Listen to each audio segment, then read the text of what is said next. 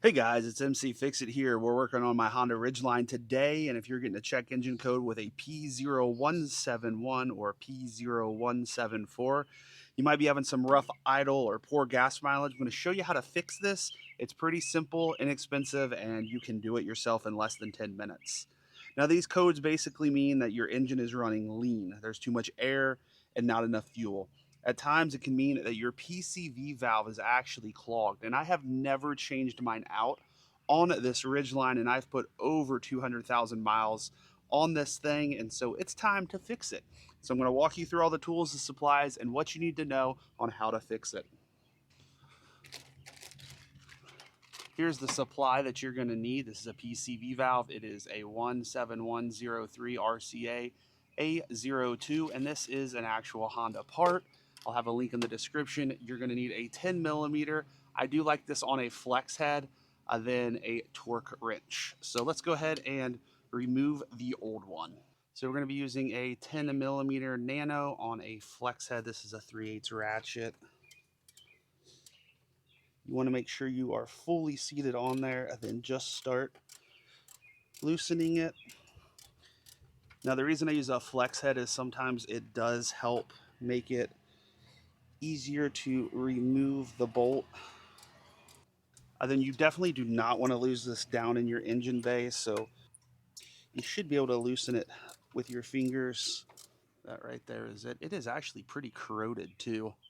So I'm going to take a little paper towel and just clean it up. It's kind of rusty and nasty, but overall, do not lose this. Put it someplace secure. Next thing we need to do is just remove this. Sometimes you will need, ooh, that's nasty. You can just see how much gunk and debris is on that. Yeah, that does not look good anymore. So I'm not certain if you're going to be able to hear it, but you're supposed to be able to do a wiggle test to see if you can hear it. I can't really hear anything. We'll go ahead and grab the new one. And I can hear it on there. I don't know if that's going to pick it up on the camera. But again, there is your part number. I would encourage you to just spend a little bit more money and get the actual Honda part. For things like this, I think it's just worth it. Now let's go ahead and compare the two parts. Yeah, you can definitely see this one is quite worn. They look identical, which they should.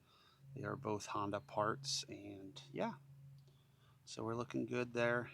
Next thing to do is go ahead and open up your oil.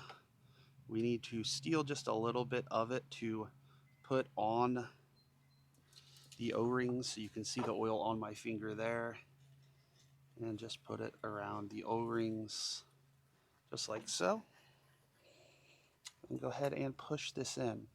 If you found this video helpful so far, make sure to go ahead and subscribe and give this video a thumbs up. We're going to go ahead and finish installing by putting back in the bolt. So you're going to take the same bolt, we've already cleaned this, and you're going to spin it in by hand. And I'm just going to do this as far as I can by hand. You definitely don't want to strip anything on your vehicle, including things like this. So we're going to go ahead and grab our torque wrench, and we're going to set it to 8.7 foot-pounds. That's not a lot. It's probably not going to take many twists to get it to where it needs to be. And right there's it. So we're good. 8.7 foot-pounds, 10 millimeter.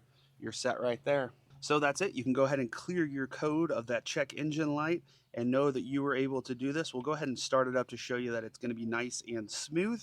Please make sure to like and subscribe if this was helpful. I appreciate you guys watching. Thank you guys so much. We're going to go ahead and start it up.